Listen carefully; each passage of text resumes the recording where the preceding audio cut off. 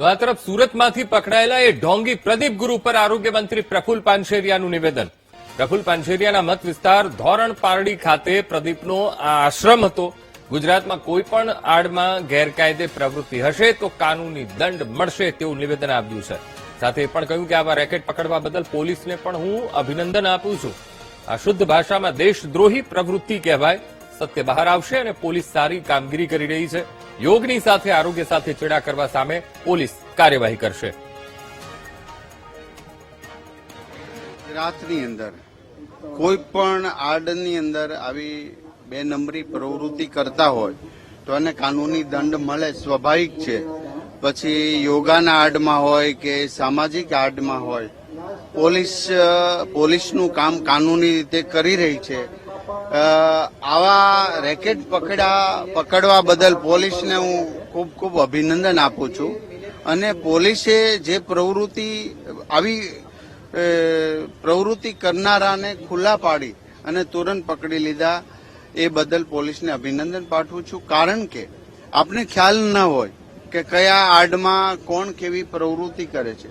આ તો શુદ્ધ કહેવાય ને, શુદ્ધ ભાષામાં શુદ્ધ દેશદ્રોહીની પ્રવૃત્તિ, અશુદ્ધ દેશદ્રોહીની પ્રવૃત્તિ કરે તો એને ચલાવી લેવાય, કોઈ પણ સંજોગોમાં ચલાવી લેવાય નહીં. કારણ કે જ્યાં આસ્થાનું કેન્દ્ર હોય લોકો, કારણ કે બહુ સારા સંતો, બહુ સારા યોગ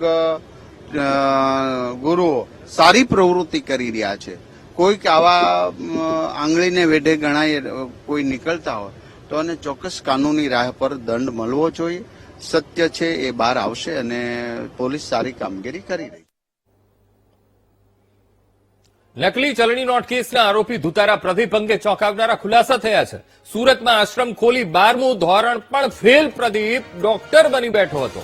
ડિગ્રી વગર જ કેન્સર, હૃદયના બ્લોકેજ જેવા ગંભીર રોગોની સારવાર આપતો હતો. શ્રદ્ધા અને આસ્થાના નામે લોકોના આરોગ્ય સાથે આ ધુતારો ચેડા કરતો હતો. આયુર્વેદિક સારવારના નામે પોતે જ લોકોની સારવાર કરતો હતો. શ્રી સત્યમ યોગ ફાઉન્ડેશન આશ્રમને સારવારનું કેન્દ્ર બનાવ્યું હતું. આધ્યાત્મિક શક્તિઓની વાતો કરી નિર્દોષ ભોળા લોકોને ભ્રમિત કરતો હતો. સારવારના નામે દર્દીઓના મનમાં વહેમ ઉભો કરી તે પ્રમોશનલ વિડીયો પણ બનાવડાવતો. સારવારના વિડીયો બનાવીને સોશિયલ મીડિયામાં અપલોડ કરીને આશ્રમની જાહેરાત, પોતાનો પ્રચાર કરતો. દર્દીઓની ફાઇલ પર કોઈ ડિગ્રીવાળા ડોક્ટરને બદલે એ પ્રદીપ જોટાંગિયાનું નામ લખાતું હતું. લોકો પાસેથી લીધેલા પૈસામાંથી પોતાના એ શાહી શોખ પૂરા કરતો. આશ્રમમાં 5 સ્ટાર હોટેલ જેવી સુવિધાઓ અને મોંઘા ભાવનો ઘોડો પણ એ રાખતો. હોર્સ રાઇડિંગનો એ શોખ ધરાવતો પ્રદીપ સોશિયલ મીડિયામાં પણ ખૂબ વાયરલ હતો. કેન્સર પીડિત છે અને આઈ થિંક 2 થી 3 વાર કીમોથેરાપી લીધેલી છે અને અત્યારે હાલ પેટમાં પાણી ભરાઈ ગયું છે, ફૂલ પેટમાં પાણી ભરાઈ ગયું છે. આઈ થિંક 2.5 થી 3 લીટર પાણી ભરાયેલું છે અને એ પાણી આજે આપણે આપણા આશ્રમની અંદર શ્રી સત્યમ યોગધામ આશ્રમમાં આયુર્વેદિક, યોગિક અને કુદરતી ઉપચારથી આજે એનું પાણી આપણે ખેંચી રહ્યા છીએ. ધીમે ધીમે પાણી ટપક પદ્ધતિથી પાણી ખેંચાઈ રહ્યું છે. થોડી જ વારમાં 2-2.5 લીટર 3 લીટર પાણી પૂરેપૂરું બહાર નીકળી જશે. આઈ થિંક 2 થી 3 વાર પહેલા કઢાવેલું છે. ક્યાંય પણ આપણે પ્રાર્થના કરીએ છીએ, સાથે પ્રયત્ન પણ કરીએ છીએ કે હવે પાણી એમનું ન ભરાય, બીજી વાર અને એની તકલીફમાંથી મુક્ત થાય એવી આપણે યથાર્થ મહેનત કરી રહ્યા છીએ. અને સાથે ઉર્જા સાથે, આશીર્વાદ સાથેની આ તકલીફમાંથી જલ્દી મુક્ત થાય એવી આપણે પ્રાર્થના કરીએ છીએ.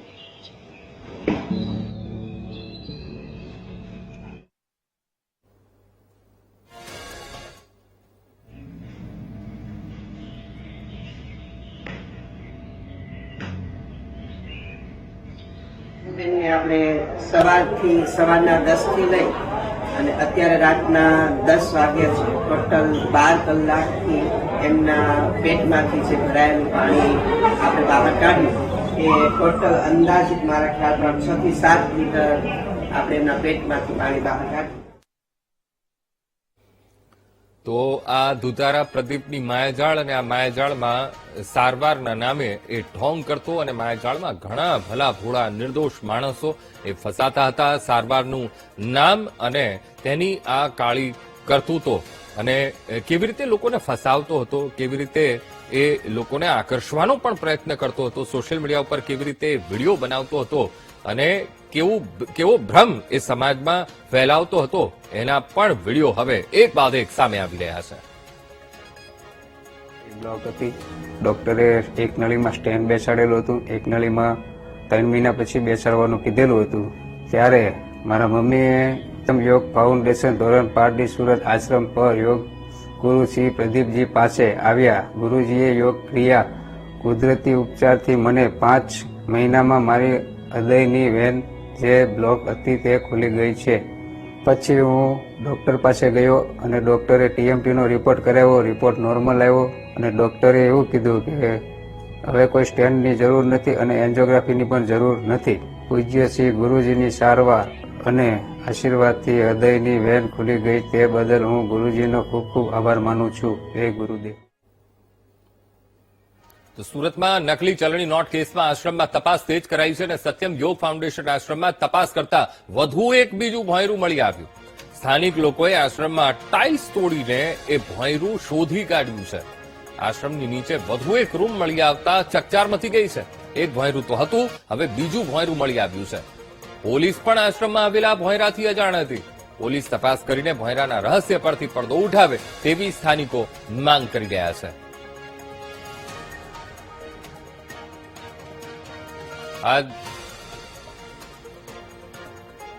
તો સુરત અને યોગ ફાઉન્ડેશન, સત્યમ યોગ ફાઉન્ડેશન, અને હવે જ્યારે તપાસનું ધમધમાટ તેજ થયો છે ત્યારે સ્થાનિકોએ પણ એક અન્ય ભોંયરું એ શોધી કાઢ્યું છે અને આશ્રમમાં એ ભોંયરાની કેવી માયાજાળ છે, કેવી ભરમાર છે એ પણ સામે આવ્યું છે. એક ભોંયરું તો હતું, હવે અન્ય બીજું ભોંયરું પણ મળી આવ્યું છે.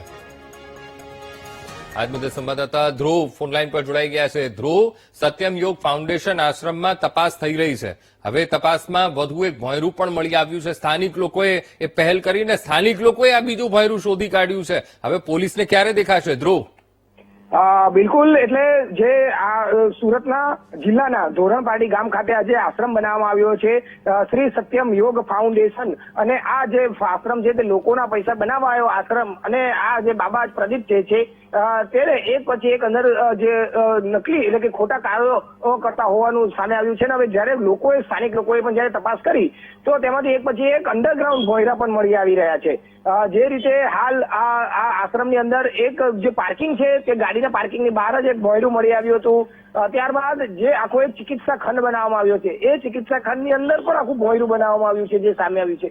અને તેની પાછળ જ જે આખું ચિકિત્સા ખંડ છે અને જે આખો આશ્રમ બનાવ્યો તેની પાછળ પણ એક આખો રૂમ બનાવવામાં આવ્યો છે, જે ભોંયરા ટાઈપ બનાવવામાં આવ્યો છે. એટલે કે આવા અનેક એવા ગુપ્ત રૂમો બનાવવામાં આવ્યા છે કે જે પણ એક અંદર સૌથી મોટી શંકા ઉપજાવે છે. એટલે કે અત્યારે તપાસ થઈ રહી છે. પોલીસ પણ હવે આ બાબાને સાથે લઈને સુરત આવવાની છે અને અમદાવાદ ક્રાઇમ બ્રાન્ચની ટીમ તેને સાથે લઈને સુરત આવશે અને તેનું પંચનામું કરવાની છે. આગામી દિવસોમાં હજુ પણ મોટા ચોંકાવનારા ખુલાસા આશ્રમને લઈને થાય તેવી શક્યતાઓ છે. જી બિલકુલ ધ્રુવ, સમગ્ર માહિતી સાથે જોડાવા બદલ આપનો આભાર.